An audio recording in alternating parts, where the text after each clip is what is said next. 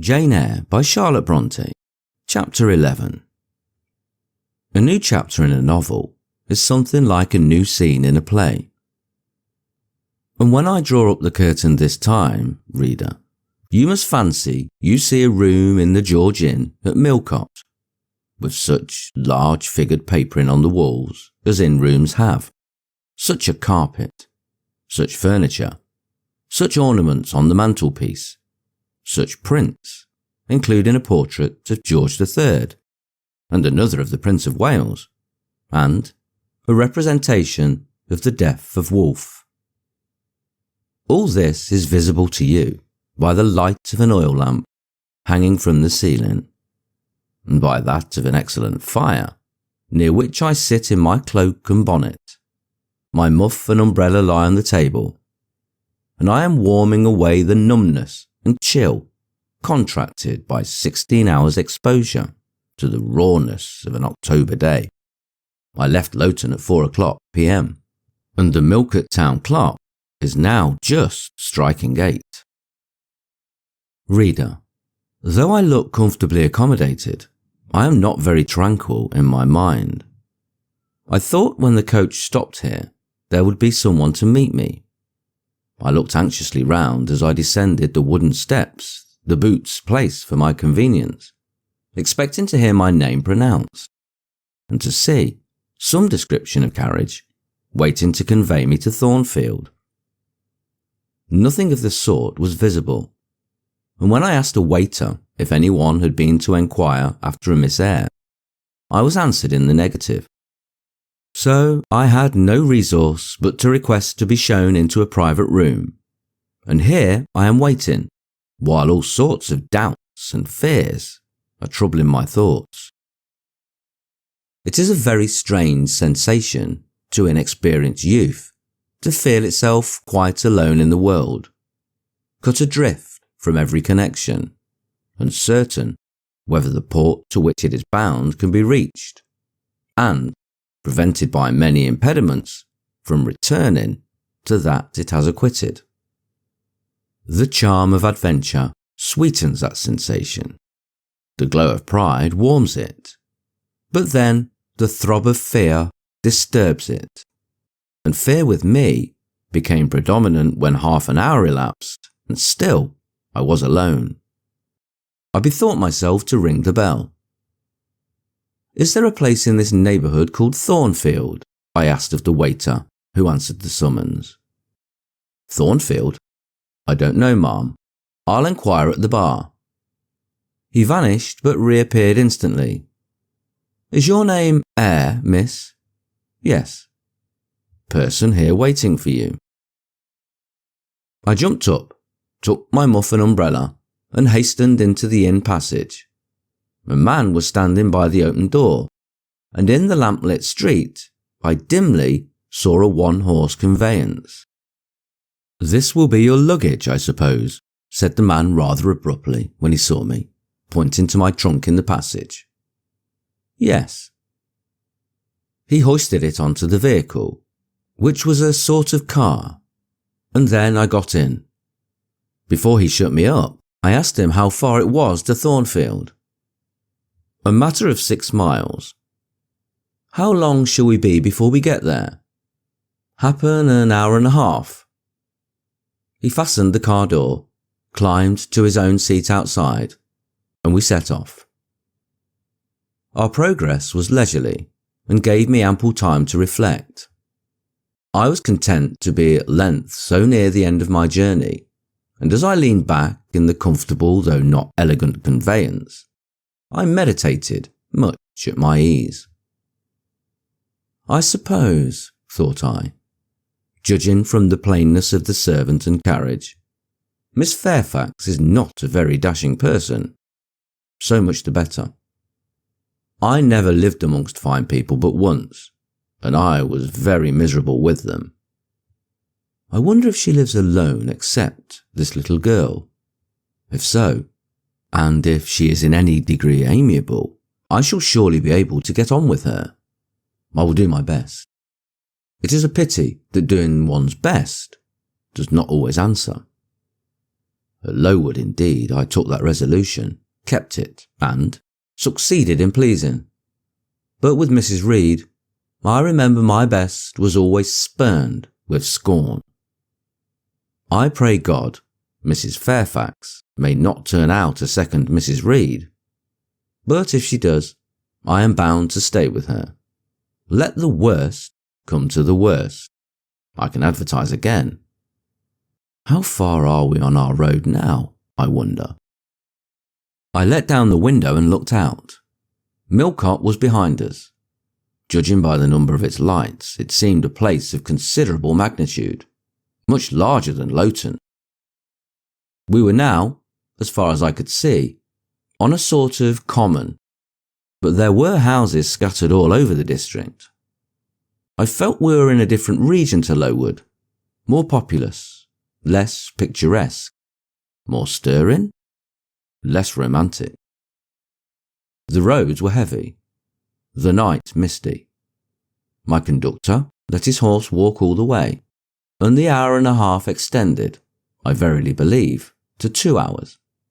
At last he turned in his seat and said, "You're noan so far fro Thornfield now." Again I looked out. We were passing a church. I saw its low broad tower against the sky, and its bell was tolling a quarter. I saw a narrow galaxy of lights too, on a hillside, marking a village or hamlet. About 10 minutes after, the driver got down and opened a pair of gates. We passed through, and they clashed to behind us. We now slowly ascended a drive, and came upon the long front of a house. Candlelight gleamed from one curtained bow window, all the rest were dark. The car stopped at the front door. It was opened by a maidservant. I alighted and went in. "Will you walk this way, ma'am?" said the girl, and I followed her across a square hall with high doors all round. She ushered me into a room whose double illumination of fire and candle at first dazzled me, contrasting as it did with the darkness to which my eyes had been for 2 hours inured. When I could see, however, a cosy and agreeable picture presented itself to my view. A smug small room, a round table by a cheerful fire, an armchair high-backed and old-fashioned, wherein sat the neatest imaginable little elderly lady in widow's cap, black silk gown, a snowy muslin apron, exactly like what I fancied Mrs. Fairfax, only less stately and milder looking. She was occupied in knitting. A large cat sat demurely at her feet. Nothing, in short, was wanting to complete the beau ideal of domestic comfort. A more reassuring introduction for a new governess could scarcely be conceived. There was no grandeur to overwhelm, no stateliness to embarrass. And then, as I entered, the old lady got up and promptly and kindly came forward to meet me. "How do you do, my dear? I am afraid you have had a tedious ride. John, drive so slowly. You must be cold. Come to the fire." "Mrs. Fairfax, I suppose?" said I. "Yes, you are right. Do sit down." She conducted me to her own chair, and then began to remove my shawl and untie my bonnet strings. I begged she would not give herself so much trouble. "Oh, it is no trouble. I dare say your own hands are almost numbed with cold. Leah, make a little hot negus and cut a sandwich or two. Here are the keys of the storeroom." And she produced from her pocket a most housewifely bunch of keys, and delivered them to the servant. "Now then, draw nearer to the fire," she continued. "You've brought your luggage with you, haven't you, my dear?" "Yes, ma'am." "I'll see it carried into your room," she said, and bustled out. She treats me like a visitor, thought I. I little expected such a reception. I anticipated only coldness and stiffness. This is not like what I have heard of the treatment of governesses, but I must not exult too soon. She returned. With her own hands cleared her knitting apparatus and a book or two from the table, to make room for the tray which Leah now brought, and then herself handed me the refreshments. I felt rather confused at being the object of more attention than I had ever before received, and that, too, shown by my employer and superior. But as she did not herself seem to consider she was doing anything out of her place, I thought it better to take her civilities quietly. "Shall I have the pleasure of seeing Miss Fairfax tonight?" I asked, when I had partaken of what she offered me. "What did you say, my dear? I am a little deaf," returned the good lady, approaching her ear to my mouth. I repeated the question more distinctly. "Miss Fairfax? Oh, you mean Miss Varens. Varens is the name of your future pupil." "Indeed? Then she is not your daughter?" "No, I have no family." I should have followed up my first inquiry by asking in what way Miss Varens was connected with her, but I recollected it was not polite to ask too many questions. Besides, I was sure to hear in time. "I am so glad," she continued, as she sat down opposite to me and took the cat on her knee. "I am so glad you are come. It will be quite pleasant living here now with a companion. To be sure, it is pleasant at any time, for Thornfield is a fine old hall, rather neglected of late years perhaps, but still it is a respectable place. Yet, you know, in winter time, one feels dreary quite alone in the best quarters. I say alone. Leah is a nice girl to be sure, and John and his wife are very decent people. But then you see they are only servant, and one can't converse with them on terms of equality. One must keep them at due distance, for fear of losing one's authority. I'm sure, last winter, it was a very severe one if you recollect, and when it did not snow, it rained and blew. Not a creature but the butcher and postman came to the house from November till February, and I really got quite melancholy with sitting night after night alone. I had Leah in to read to me sometimes, but I don't think the poor girl liked the task much. She felt it confining. In spring and summer, one got on better. Sunshine and long days make such a difference. And then, just at the commencement of this autumn, little Adela Varens came and her nurse. A child makes a house alive all at once. And now you are here, I shall be quite gay." My heart really warmed to the worthy lady as I heard her talk, and I drew my chair a little nearer to her, and expressed my sincere wish that she might find my company as agreeable as she anticipated. "But I'll not keep you sitting up late tonight," said she. "It is on the stroke of 12 now, and you have been travelling all day. You must feel tired. If you've got your feet well warmed, I'll show you your bedroom. I've had the room next to mine prepared for you. It is only a small apartment, but I thought you would like it better than one of the large front chambers. To be sure, they have finer furniture, but they are so dreary and solitary, I never sleep in them myself." I thanked her for her considerate choice, and as I really felt fatigued with my long journey, expressed my readiness to retire. She took her candle, and I followed her from the room. First she went to see if the hall door was fastened.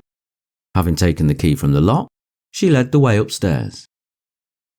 The steps and banisters were of oak. The staircase window was high and latticed. Both it and the long gallery into which the bedroom doors opened looked as if they belonged to a church rather than a house. A very chill and vault-like air pervaded the stairs and gallery, suggesting cheerless ideas of space and solitude, and I was glad, when she finally ushered into my chamber, to find it of small dimensions and furnished in ordinary, modern style. When Mrs. Fairfax had bidden me a kind good night, and I had fastened my door, gazed leisurely around, and in some measure effaced the eerie impression made by that wide hall, that dark and spacious staircase, and that long, cold gallery by the livelier aspect of my little room. I remembered that after a day of bodily fatigue and mental anxiety, I was now, at last, in safe haven. The impulse of gratitude swelled my heart, and I knelt down at the bedside and offered up thanks where thanks were due, not forgetting, ere I rose, to implore aid on my further path, and the power of meriting the kindness which seemed so frankly offered me before it was earned. My couch had no thorns in it that night, my solitary room no fears. At once, weary and content, I slept soon and soundly. When I awoke, it was broad day. The chamber looked such a bright little place to me, as the sun shone in between the gay blue chintz window curtains, showing papered walls and a carpeted floor, so unlike the bare planks and stained plaster of Lowood, that my spirits rose at the view. Externals have a great effect on the young. I thought that a fairer era of life was beginning for me, one that was to have its flowers and pleasures, as well as its thorns and toils. My faculties, roused by the change of scene, the new field offered to hope, seemed all astir. I cannot precisely define what they expected, but it was something pleasant, not perhaps that day or that month, but at an indefinite future period. I rose. I dressed myself with care, obliged to be plain, for I had no article of attire that was not made with extreme simplicity. I was still by nature solicitous to be neat. It was not my habit to be disregardful of appearance, or careless of the impression I made. On the contrary, I ever wished to look as well as I could, and to please as much as my want of beauty would permit. I sometimes regretted that I was not handsomer. I sometimes wished to have rosy cheeks, a straight nose, and small cherry mouth. I desired to be tall, stately, and finely developed in figure. I felt it a misfortune that I was so little, so pale, and had features so irregular and so marked. And why had I these aspirations and these regrets? It would be difficult to say. I could not then distinctly say it to myself, yet I had a reason, and a logical, natural reason too. However, when I brushed my hair very smooth, and put on my black frock, which, quarter-like as it was, at least had the merit of fitting to a nicety, and adjusted my clean white tucker, I thought I should do respectably enough to appear before Mrs. Fairfax, and that my new pupil would not at least recoil from me with antipathy. Having opened my chamber window, and seen that I left all things straight and neat on the toilet table, I ventured forth. Traversing the long and matted gallery, I descended the slippery steps of oak. Then I gained the hall. I halted there a minute. I looked at some pictures on the walls. One, I remember, represented a grim man in a cuirass, and one a lady with powdered hair and a pearl necklace.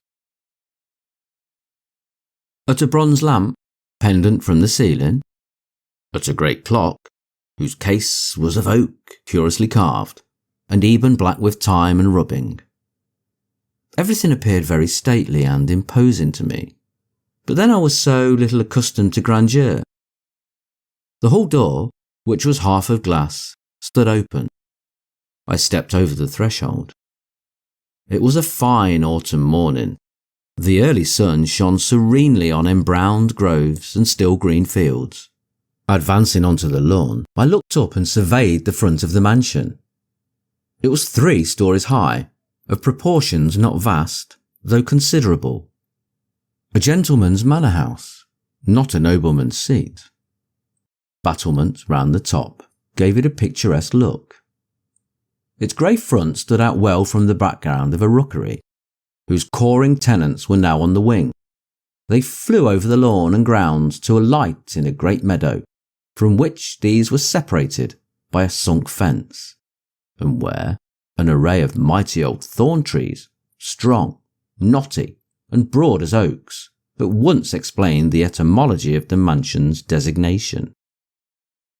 Farther off were hills, not so lofty as those round Lowood, nor so craggy, nor so like barriers of separation from the living world, but yet quiet and lonely hills enough, and seeming to embrace Thornfield with a seclusion I had not expected to find existent so near the stirring locality of Millcote.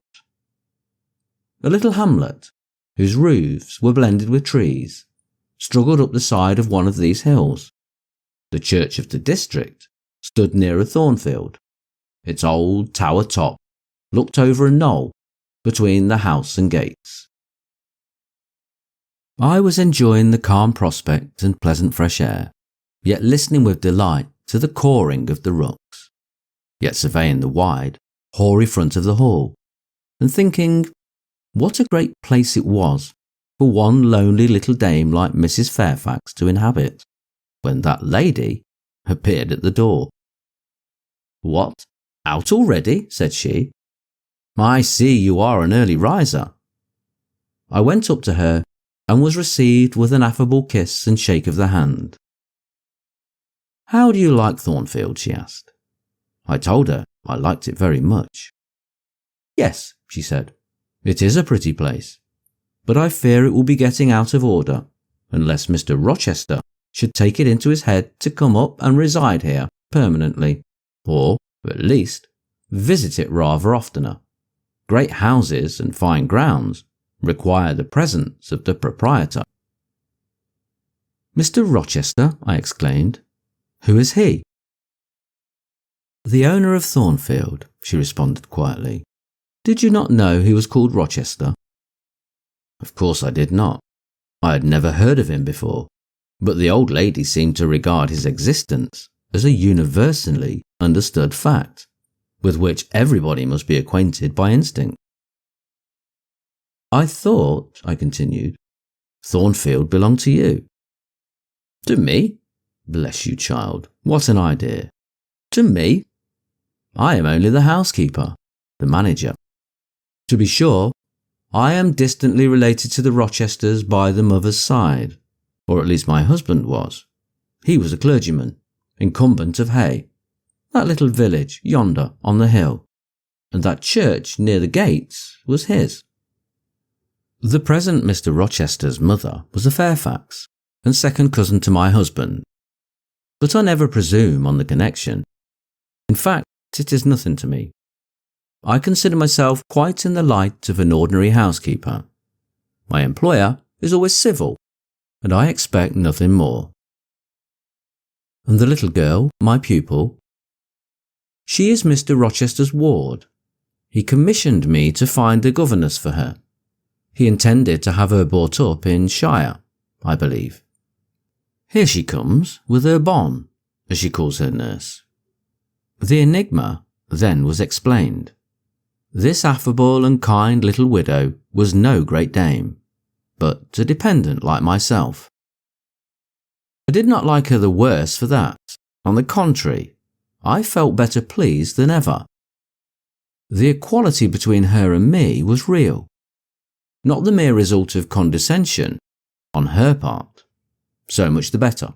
My position was all the freer. As I was meditating on this discovery, a little girl, followed by her attendant, came running up the lawn. I looked at my pupil, who did not at first appear to notice me. She was quite a child, perhaps 7 or 8 years old, slightly built, with a pale, small-featured face, and a redundancy of hair falling in curls to her waist. "Good morning, Miss Adela," said Mrs. Fairfax.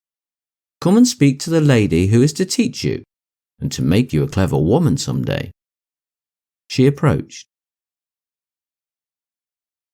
"C'est là ma gouvernante," said she, pointing to me, and addressing her nurse, who answered, "Mais oui, c'est ton amante." Are they foreigners? I inquired, amazed at hearing the French language. The nurse is a foreigner, and Adela was born on the continent, and I believe never left it till within 6 months ago. When she first came here, she could speak no English. Now she can make shift to talk it a little. I don't understand her. She mixes it so with French, but you will make out her meaning very well, I dare say. Fortunately, I had had the advantage of being taught French by a French lady, and, as I had always made a point of conversing with Madame Poirot as often as I could, and had besides, during the last 7 years, learnt a portion of French by heart daily, applying myself to take pains with my accent, and imitating as closely as possible the pronunciation of my teacher, I had acquired a certain degree of readiness and correctness in the language, and was not likely to be much at a loss with Mademoiselle Adela. She came and shook hands with me when she heard that I was her governess, and as I led her into breakfast, I addressed some phrases to her in her own tongue. She replied briefly at first, but after we were seated at the table, and she had examined me some 10 minutes with her large hazel eyes, she suddenly commenced chattering fluently. "Ah," cried she in French, "you speak my language as well as Mr. Rochester does. I can talk to you as I can to him, and so can Sophie. She will be glad. Nobody here understands her. Madame Fairfax is all English. Sophie is my nurse. She came with me over the sea in a great ship with a chimney that smoked. How did it smoke? And I was sick, and so was Sophie, and so was Mr. Rochester. Mr. Rochester lay down on a sofa in a pretty room called the salon, and Sophie and I had little beds in another place. I nearly fell out of mine. It was like a shelf. And Mademoiselle, what is your name?" "Eyre. Jane Eyre." "Eyre? Bah, I cannot say it. Well, our ship stopped in the morning, before it was quite daylight, at a great city, a huge city, with very dark houses, and all smoky. Not at all like the pretty clean town I came from. And Mr. Rochester carried me in his arms over a plank to the land, and Sophie came after, and we all got into a coach, which took us to a beautiful large house, larger than this, and finer, called an hotel. We stayed there nearly a week. I and Sophie used to walk every day in a great green place full of trees, called the park, and there were many children there besides me, and a pond with beautiful birds in it, that I fed with crumbs." "Can you understand her when she runs on so fast?" asked Mrs. Fairfax. I understood her very well, for I had been accustomed to the fluent tongue of Madame Poirot. "I wish," continued the good lady, "you would ask her a question or two about her parents. I wonder if she remembers them." "Adele," I inquired, "with whom did you live when you were in that pretty clean town you spoke of?" "I lived long ago with Mamma, but she has gone to the Holy Virgin. Mamma used to teach me to dance and sing and say verses. A great many gentlemen and ladies came to see Mamma, and I used to dance before them, or to sit on their knees and sing to them. I liked it. Shall I let you hear me sing now?" She had finished her breakfast, so I permitted her to give a specimen of her accomplishments. Descending from her chair, she came and placed herself on my knee, then, folding her little hands demurely before her, shaking back her curls, and lifting her eyes to the ceiling, she commenced singing a song from some opera. It was the strain of a forsaken lady, who, after bewailing the perfidy of her lover, calls pride to her aid, desires her attendant to deck her in the brightest jewels and richest robes, and resolves to meet the false one that night at a ball, and prove to him, by the gaiety of her demeanour, how little his desertion has affected her.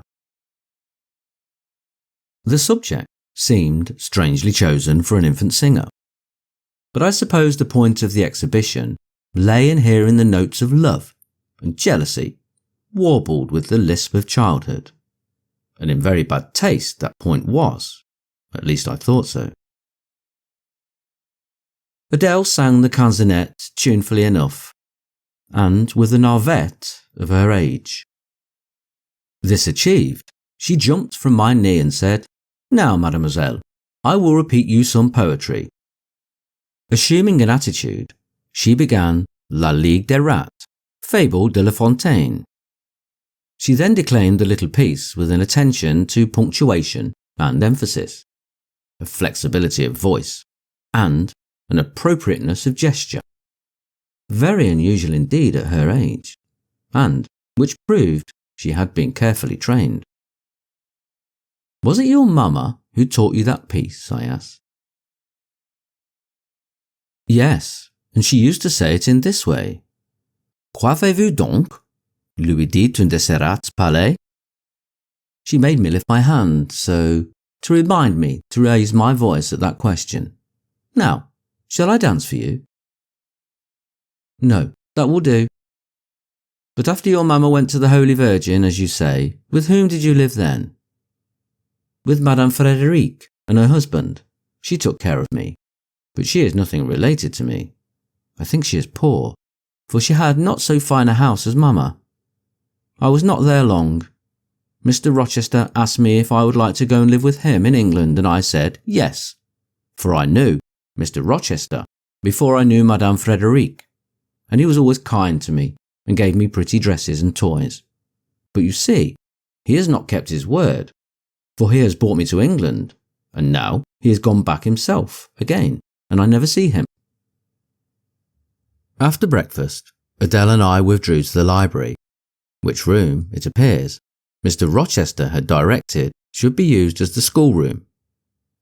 Most of the books were locked up behind glass doors, but there was one bookcase left open, containing everything that could be needed in the way of elementary works, and several volumes of light literature, poetry, biography, travels, a few romances, etc. I suppose he had considered that these were all the governess would require for her private perusal, and indeed, they contented me amply for the present, compared with the scanty pickings I had now and then been able to glean at Lowood. They seemed to offer an abundant harvest of entertainment and information. In this room too, there was a cabinet piano, quite new and of superior tone, also an easel for painting and a pair of globes. I found my pupil sufficiently docile, though disciplined to apply. She had not been used to regular occupation of any kind. I felt it would be injudicious to confine her too much at first. So, when I had talked to her a great deal, and got her to learn a little, and when the morning had advanced to noon, I allowed her to return to her nurse. I then proposed to occupy myself till dinner time, in drawing some little sketches for her use. As I was going upstairs to fetch my portfolio and pencils, Mrs. Fairfax called to me. "Your morning school hours are now over, I suppose," said she. She was in a room, the folding doors of which stood open. I went in when she addressed me. It was a large, stately apartment with purple chairs and curtains, a Turkey carpet, walnut-panelled walls, one vast window rich in stained glass, and a lofty ceiling, nobly moulded. Mrs. Fairfax was dusting some vases of fine purple spar, which stood on a sideboard. "What a beautiful room!" I exclaimed as I looked round, for I had never seen any half so imposing. "Yes, this is a dining room. I have just opened the window to let in a little air and sunshine, for everything gets so damp in apartments that are seldom inhabited. The drawing room yonder feels like a vault." She pointed to a wide arch corresponding to the window, and hung like it with a Tyrian-dyed curtain now looped up. Mounting to it by two broad steps, and looking through, I thought I caught a glimpse of a fairy place. So bright to my novice eyes appeared the view beyond. Yet it was merely a very pretty drawing room, and within it a boudoir, both spread with white carpets, on which seemed laid brilliant garland of flowers, both sealed with snowy mouldings of white grapes and vine leaves, beneath which glowed in rich contrast crimson couches and ottomans, while the ornaments on the pale Parian mantelpiece were of sparkling Bohemian glass, ruby red, and between the windows large mirrors repeated the general blending of snow and fire. "In what order you keep these rooms, Mrs. Fairfax," said I. "No dust, no canvas coverings, except that the air feels chilly. One would think they were inhabited daily." "Why, Miss Eyre, though Mr. Rochester's visits here are rare, they are always sudden and unexpected, and, as I observed that it put him out to find everything swathed up, and to have a bustle of arrangement on his arrival, I thought it best to keep the rooms in readiness. Is Mr. Rochester an exacting, fastidious sort of man?" "Not particularly so, but he has a gentleman's tastes and habits, and he expects to have things managed in conformity to them." "Do you like him? Is he generally liked?" "Oh yes. The family have always been respected here. Almost all the land in this neighbourhood, as far as you can see, has belonged to the Rochesters time out of mind." "Well, but, leaving his land out of the question, do you like him? Is he liked for himself?" "I have no cause to do otherwise than like him, and I believe he is considered a just and liberal landlord by his tenants, but he has never lived much amongst them." "But he has no peculiarities? What, in short, is his character?" "Oh, his character is unimpeachable, I suppose. He is rather peculiar, perhaps. He has travelled a great deal, and seen a great deal of the world, I should think. I dare say he is clever, but I never had much conversation with him." "In what way is he peculiar?" "I don't know. It is not easy to describe, nothing striking, but you feel it when he speaks to you. You cannot be always sure whether he is in jest or earnest, whether he is pleased or the contrary. You don't thoroughly understand him, in short, at least, I don't. But it is of no consequence. He is a very good master." This was all the account I got from Mrs. Fairfax of her employer and mine. There are people who seem to have no notion of sketching character, or observing and describing salient points, either in persons or things. The good lady evidently belonged to this class.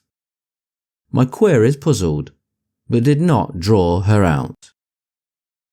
Mr. Rochester was Mr. Rochester in her eyes, a gentleman, a landed proprietor, nothing more. She enquired and searched no further, and evidently wondered at my wish to gain a more definite notion of his identity. When we left the dining room, she proposed to show me over the rest of the house, and I followed her upstairs and downstairs, admiring as I went, for all was well arranged and handsome.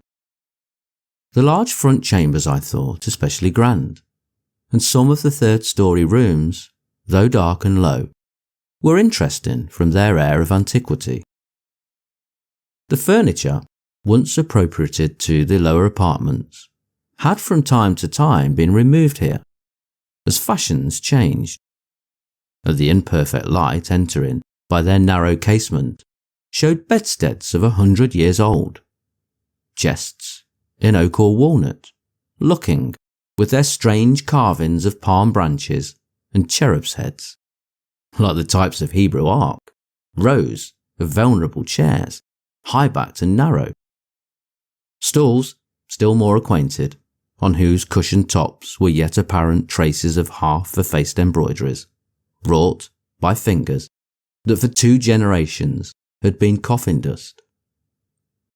All these relics gave to the third story of Thornfield Hall the aspect of a home, of the past, a shrine of memory. I like the hush, the gloom, the quaintness of these retreats in the day. But I, by no means coveted a night's repose on one of those wide and heavy beds, shut in, some of them with doors of oak, shaded, others with wrought old English hangings crusted with thick work, portraying effigies of strange flowers and stranger birds and strangest human beings, all which would have looked strange indeed by the pallid gleam of moonlight. Do the servants sleep in these rooms? I asked. No, they occupy a range of smaller apartments to the back. No one ever sleeps here. One would almost say that if there were a ghost at Thornfield Hall, this would be its haunt. So I think you have no ghost then? None that I ever heard of, returned Mrs. Fairfax, smiling. Nor any traditions of one? No legends or ghost stories? I believe not. And yet it is said that the Rochesters have been rather a violent than a quiet race in their time. Perhaps, though, that is the reason they rest tranquilly in their graves now. Yes, after life's fitful fever they sleep well, I muttered. Where are you going now, Mrs. Fairfax? For she was moving away. On to the Leads. Will you come and see the view from thence? I followed still, up a very narrow staircase to the attics, and thence by a ladder, and through a trapdoor, to the roof of the hall. I was now on a level with the crow colony, and could see into their nests. Leaning over the battlements and looking far down, I surveyed the grounds laid out like a map, the bright and velvet lawn closely girdling the grey base of the mansion, the field, wide as a park, dotted with its ancient timber, the wood, dun and sere, divided by a path visibly overgrown, greener with moss than the trees were with foliage, the church at the gates, the road, the tranquil hills, all reposing in the autumn day's sun, the horizon bounded by a propitious sky, azure, marbled with pearly white. No feature in the scene was extraordinary, but all was pleasing. When I turned from it and repassed the trapdoor, I could scarcely see my way down the ladder. The attic seemed black as a vault compared with that arch of blue air to which I had been looking up, and to that sunlit scene of grove, pasture, and green hill, of which the hall was the centre, and over which I had been gazing with delight.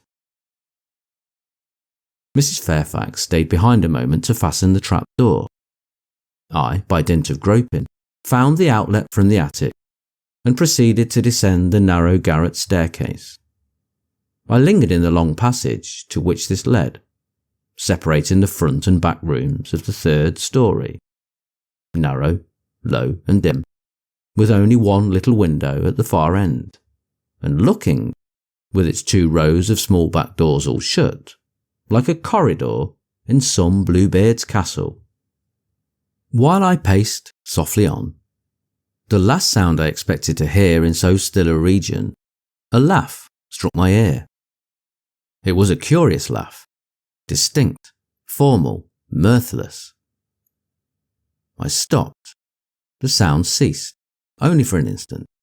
It began again, louder, for at first, though distinct, it was very low. It passed off in a clamorous peal that seemed to wake an echo in every lonely chamber, though it originated but in one, and I could have pointed out the door whence the accents issued. Mrs. Fairfax, I called out, for now I heard her descending the great stairs. Did you hear that loud laugh? Who is it? Some of the servants, very likely, she answered. Perhaps Grace Poole. Did you hear it? I again inquired.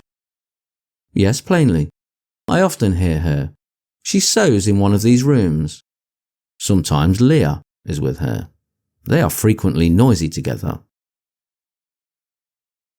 The laugh was repeated in its low, syllabic tone and terminated in an odd murmur. "Grace!" exclaimed Mrs. Fairfax.